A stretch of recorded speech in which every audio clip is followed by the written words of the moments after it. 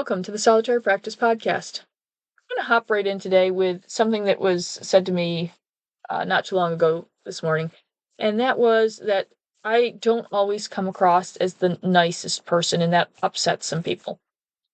Yeah, it probably does. I am not unaware of the fact that I do not come across in a huggy, happy-go-lucky, friendly, I don't know, I don't even really have good descriptors for it, but I am not the most friendly person. I get that. I'm actually kind of a little standoffish. I am chronically grumpy, and I am generally irritated with the world. It is just a byproduct of having A, as much stuff going on as I do, and B, a very low tolerance for nonsense, or what I perceive as nonsense. Again, I'm working at this from my perspective. I will occasionally take a look at things from other people's perspective, but ultimately, I am practicing my practice from my own perspective in my own reality. And that perspective is going to be different than everybody else's, and I get that. I'm not particularly concerned about it. I truly hold fast to the idea that there is no one true way to get anything done, magically or otherwise. If it works, it works. So if it works for you, do it. And if I'm looking at it, I am looking at it and basically critiquing it, because to me it doesn't make sense. The entire reason I kind of poked my head back out into the magical community is basically you learn things when you interact with other practitioners. You will encounter things when you're out and about that you would not ever do. Like, there are some people out there working with angels kind of regularly. There's nothing wrong with it. I'm not saying that there's anything wrong with it. I'm just saying there are people out there who work with like angels and things. It literally would never occur to me. I wouldn't know the first thing about doing it. I have no interest in ever learning it.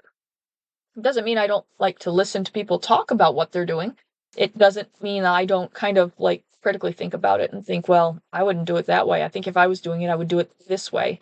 Or why on earth would you do it that way when it'd be so much easier if you would do this? The whole reason I kind of, I don't know, even show up anywhere in the community is basically because it is nice sometimes to see other thoughts and perspectives. Now, they don't have to agree with my own. They don't have to align in any way. I sometimes see people say things and I'm like, wow, that was a little off base. And to me, it probably is. To them, it probably isn't. It just depends. And personality plays a huge role into this. I am a naturally grumpy, cranky kind of person. I usually have way too much on my to-do list, and I have been short on patience for at least 3 decades now. So I reserve my patience for only things that deserve it. So yes, when I am talking on these podcasts, I am probably very critical of other practices, because that's kind of my thought process. When I am encountering other practices, I am saying, all right, well, why would they do that? Is that the best way it could be done? How would I do it? What do I think would be a better way to do it if I think there's a better way to do it? If I think that the whole thing is kind of crazy and I would never consider doing that, then that's what I think about it. That's the whole purpose of these podcasts. Now, for the person doing whatever it is they're doing, it's probably right, because their reality is not my reality. And we don't exist. Our realities may bump up against each other, but they do not actually intersect, and they're not, the same. So anyway, no, I am not the most friendly person in the world. I'm not trying to be the most friendly person. There are dozens upon dozens of podcasts out there that are warm and fuzzy. I'm not here to do warm and fuzzy. I'm here to make a record of my practice, my thoughts, and I am naturally very critical about pretty much everything. So anyway, as long as we're on this topic, we might as well hit a little bit on community.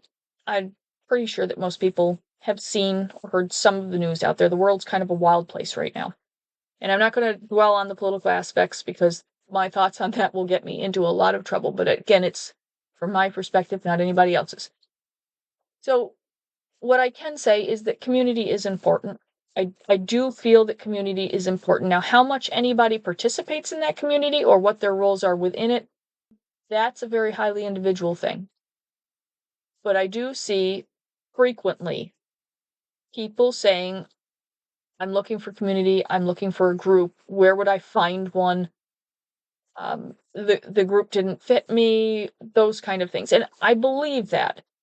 I think a lot of times groups stagnate over time. They become, I'm going to say, comfortable. And so the growth stagnates. In order to have growth, you have to have a little bit of adversity. You have to have a little bit of critical discussion. You have to have new ideas. And growth is not a comfortable thing. It makes everybody pretty uncomfortable, quite frankly. I know when I am, like, sometimes I will do a project and I will discuss with others, I did this, that, and the other thing. And I'm talking people now, not entities. Occasionally, rare occasion, I do discuss some of my projects with other people. And I prefer people who are going to kind of question me. I don't enjoy it. None of us enjoy it. Let's be clear. Nobody enjoys having their work ripped apart and criticized. However, I will continue to do it because, again, sometimes somebody else's perspective, although painful and critical and not always pleasant to sit through, and I'm not saying it's always bad, but we tend to remember the less than pleasant moments, sometimes spurs thoughts of how you could have done better, what you could have done better, maybe something you didn't see at all. And when those things come out, you see growth because your thought grows, your practice grows. And if you kind of get a group, and I have never been part of a magical group, some loosely grouped practitioners who kind of like discuss what they're doing, yes. But like formal group, no. No, because that would require a level of interaction that I have yet to care to give. Like I have not, if I found the right group, I think I probably would, but I have not found a group that inspires me necessarily to do that. The closest I've had is, I do a mentorship and they have other practitioners who are also being mentored. And so in that kind of community, I have found a few people that it has been, I think, beneficial to discuss how we do things. And everybody does it in a civil manner, which I think is really great. We don't hesitate to ask critical questions, ask very pointed questions, but it's not done from a you're wrong, I'm right, but more of a critical thought perspective. And I have found that to be very, very useful. I still discuss with some of them today. We have also occasionally done little side projects. So myself and another practitioner were discussing Place in the Astral. You're listening, and I know you are, and I still think about this little project because it was an excellent one. We both encountered a similar place in the Astral, and we decided we were going to try to meet there at a certain date and time and just kind of see what happened. I think experimentation really will make a practice grow on all sides, on all sides. So, we tried this little experiment, and was it a full-on success? I don't know that either of us would think it was a full-on success. I had some technical issues, they had some technical issues, but there was enough success there to make me kind of like think that that wouldn't be a bad thing to try again. Could we refine it? Could we do it better? What could we do with it? And that is growth within a practice. So I think community, to a certain extent, can grow a practice. However, I don't think it will grow it in a vacuum. So if you all think, say, do, believe everything the same, you just kind of become an echo chamber. And there's very little growth. It is extremely easy to get in that nice, comfortable rut where everything is formulaic and you do the same things over and over again. And you'll see that people will say, well, I felt like I wasn't growing, and so I left. Or I didn't feel like I was getting anywhere, and then I left. And so you see people kind of divest themselves from these communities. And I largely think it's because they just didn't feel like they were growing. Again, I see a lot of people like looking for connection and community. And there's another aspect out there, and I guess I kind of frown on it, and I can frown on it. I'm one of the few people probably who can frown on it, but I don't. All right, so this is not going to win me any popularity points, probably, but I don't like seeing people who are trying to profit from magic. If you're so good at magic, you should not need to use it to fund your life. All right, that didn't probably come out right. Like, I can use money magic to bring money in. Just the other week, I managed to get a bonus at work because I did a little tweaky with the money magic kind of thing. And so that is going to pay for, it was sizable, and it was enough to pay for the bridal shower I want to host for my oldest child for their wedding. So if I want money, yes, I use magic to get money, but I am not selling that knowledge. I don't know if that makes sense, but basically you see people, they run, oh, I don't know, magical schools or whatever, and you get like the little certificate at the end, and they just kind of annoy me. If you want to teach somebody because you want them to learn.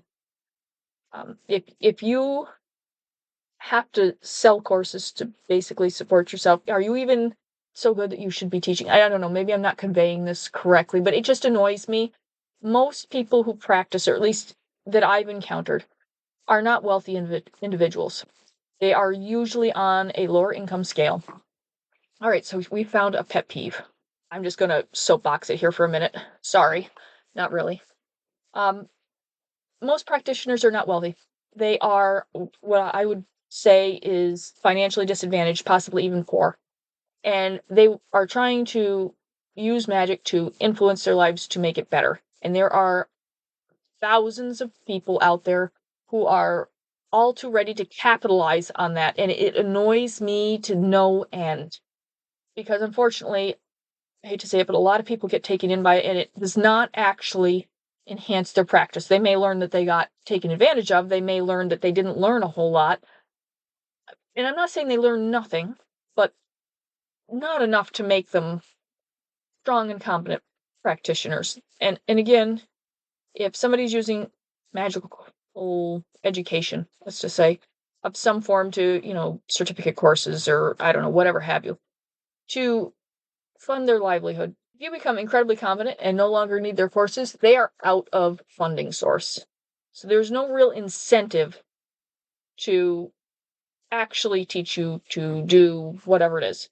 Now, I do want to say there are some truly good teachers out there who, yes, do charge a fee and actually teach you something useful. And they use those fees to fund their websites or, assist others in the magical community. I am not talking about those people. As always, there are usually some good people and there are usually some less than desirable people in any community.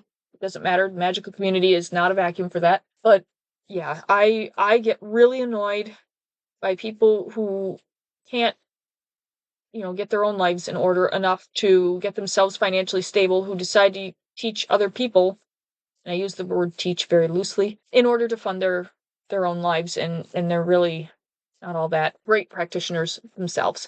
Have I taken courses with a lot of those people? No. Do I occasionally sit in on a class with some of them? Yes. And again, there's a scale out there, depending on, I guess competence is a scale, and depending on where they are. Once in a while, I sit in on a really bad one just to see how bad it really is. Again, learning, growing. So I'm going to sit in on a bad one and I'm going to look at it and be like, wow, would I do this? If I were, somebody just getting started, would this be of use to me? Would it work for me? Would it not work for me? How would it benefit me? Was it worth the money in the end? That kind of thing. And I will evaluate in my own opinion, just because I like to look around and see what's going on. Now, there are some people I have sat in on courses, multiple courses, and I find so much information in like an hour and a half, 2 hours. I almost don't know what to do with it all. And it takes me actual weeks to kind of go through my notes, go back through, like if I have an audio of it or something, and go back through it. And I can find that I can go back again and again and find new things or different perspectives as my own practice grows, and it's very useful. So I don't want to say that everybody that's charging you a fee for a class is necessarily out there taking your money from you and you're not going to get anything from it. That's not necessarily true. But unfortunately, a lot of our newer members in the community aren't able to discern between the two. Those of us who've been around for a while, we kind of start to get a feel for it. But the ones that are very new, they're often very eager to learn. They're very into it, and sadly, I think a lot of them fall for some of this, I don't know, less than desirable classes and things, and it kind of puts them off. At least it would put me off, and I think to some extent it puts other people off. The other thing is, sometimes the more important tenets are glossed over, that this is a lot of work. You have to practice, that it's not always going to work for you the first time you do it. Those kind of things. I think setting realistic expectations is not always in the interest of some of these folks, and so they kind of gloss over that and then keep people coming back buying more and more classes because, hey, it didn't work. And I hate to see that. I really do. Unfortunately, I think it negatively impacts the community as a whole. And we really don't have any good way that I can see to combat that other than just, trying to get the word out when we can. Which leads me to, if I were running a magical community, what would I want it to look like? Like, all these people out there, like, where can I connect? Where can I do good things? And so I was kind of fiddling with some loose sleep the other day, and I was kind of just mapping out what I'd like to see in a magical community. I'm just going to toss it out here, mainly as food for thought. I don't know. Some people might agree with it or disagree with it, but this is kind of where what I'm seeing and what I'm thinking on it. So it's based on like a couple of assumptions that there are practitioners out there looking for connection, and that few practitioners, particularly those just starting out, have the funds or availability to pay. Particularly like the youth, like teenagers and stuff, they often have limited access to funds.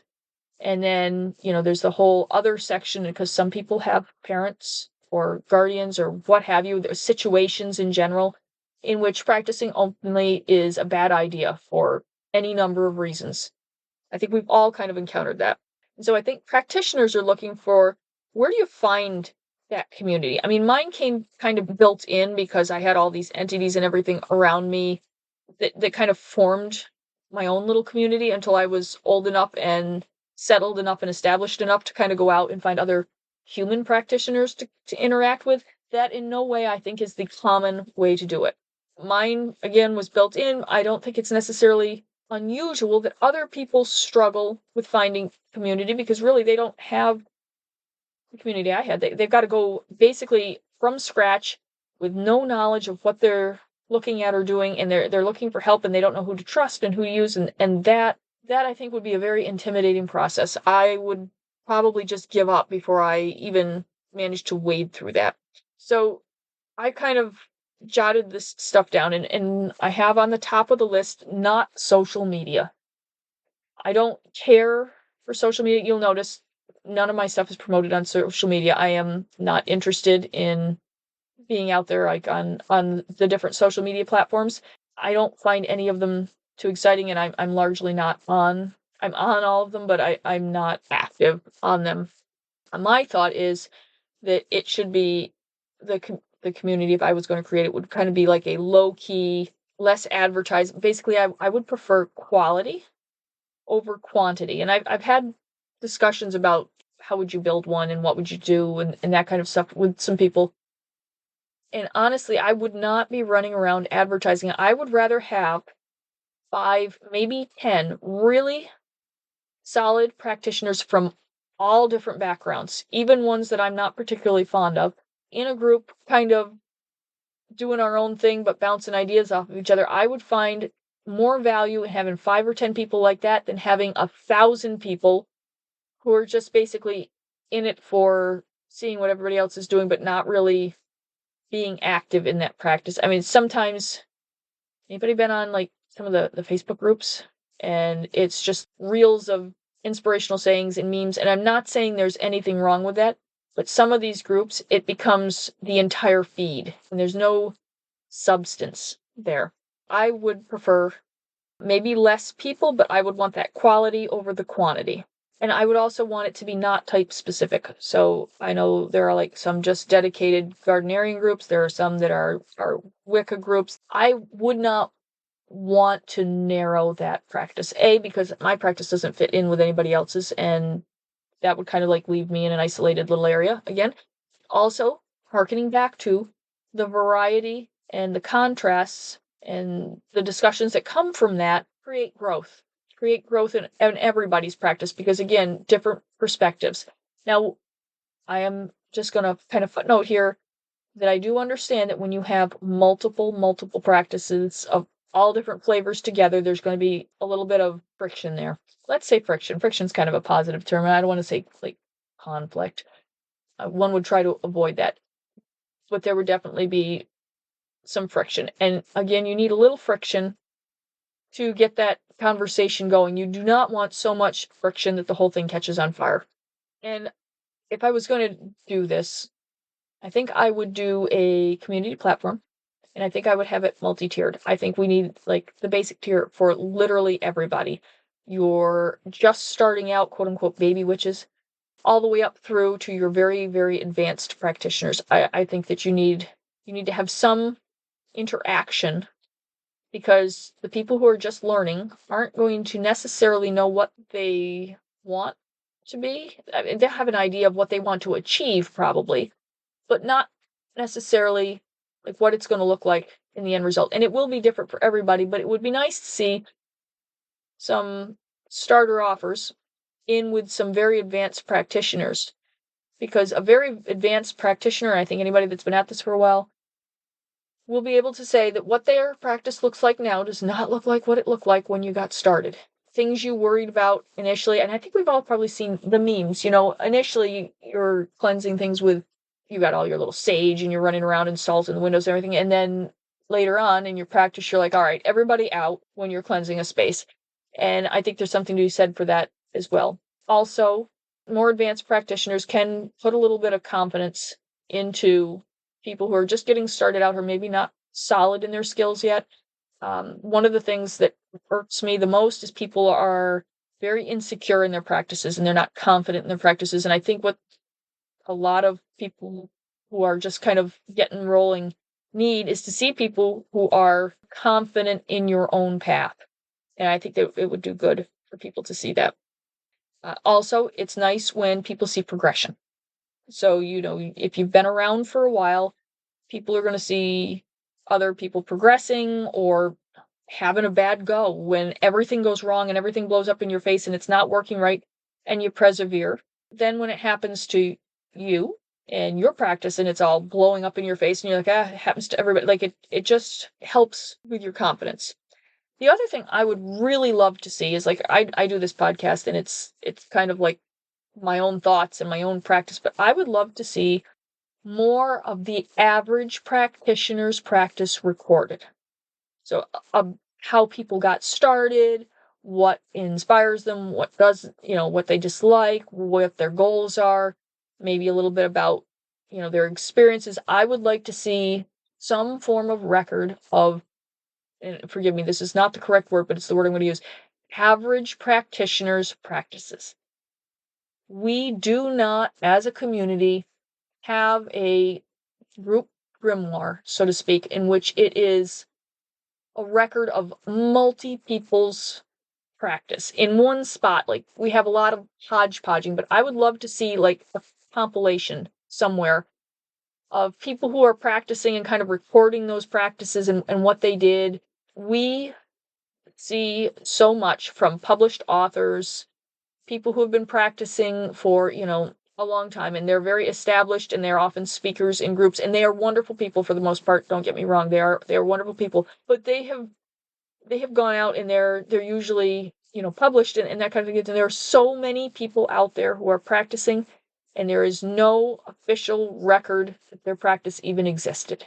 Somebody could be practicing on the East Coast for 100 years, have all this stuff, and somebody on the West Coast is never going to know or hear of them. And that could go out worldwide as well. But again, we lose all that information when we lose that practitioner, and we don't even know we lost them because there's no record or no, I guess maybe info dump, hive mind. I don't know what you've got, but something along those lines where we could basically have individuals' paths or histories or accomplishments or whatever that person wanted to share somewhere where it's recorded. Sometimes an experience or a thing that you did may seem like like, oh, that was really cool for me, and you kind of note it down. But sometimes other people need to see it or hear it to take inspiration for it for their own practice. Or maybe it's the thing they've been struggling with for a year and they just cannot figure out how to do it. And then they read something in that and they're like, oh, I never thought of it that way. Maybe I'll try that. Again, we lose a lot as solitaire practitioners either stop practicing or pass away. We lose a lot. And unfortunately, I think we lose valuable things. It's not that the authors and publishers and speakers of today are not valuable, but there are far too few of them, and there are so many of us. And we're losing all of that alternative perspective just because we have no cohesive way to organize it. And then from there, I think that, resource lists are key. We used to have like we had Witchbox, and we have a couple now that are pretty decent, but they're lacking like certain things. Like I would love to see a comprehensive list of podcasts that are out there. Really, it would be good if we had a better listing of events, even the tiny ones, because let's be honest, most of us are not going to the great big events. Some of us are, but a lot of us aren't traveling. If you are a solitary, if you are in the broom closet still, you are not going to be attending a huge event unless you can figure out a way to do it without tipping anybody off. Speaking from experience here, I've been to a couple big events. It was an absolute nightmare to orchestrate getting there. But there are a lot of very small local events. Some of them are really good events. And it would be nice to kind of have a dump of all of the things that are going on. The other thing I think would be fun would be virtual moots and workshops. And I'd like to see people kind of getting together. It's really hard to do the in-person thing sometimes. A lot of us are spread out and that kind of thing, but a regular virtual moot would be nice.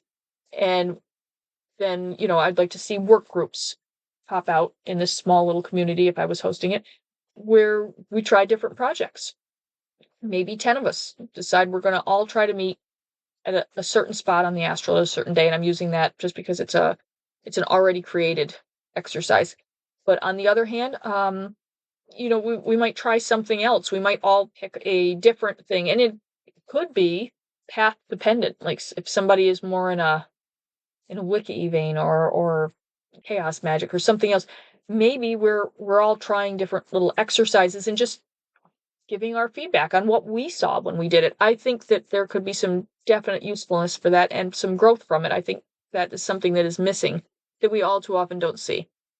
And then, kind of piggybacking on that, in the overall general group, I'd like to see polls and like monthly activities, just kind of like challenges, those kind of things. And yes, I do have an enormous list. I have a notebook and it's full of all sorts of ideas.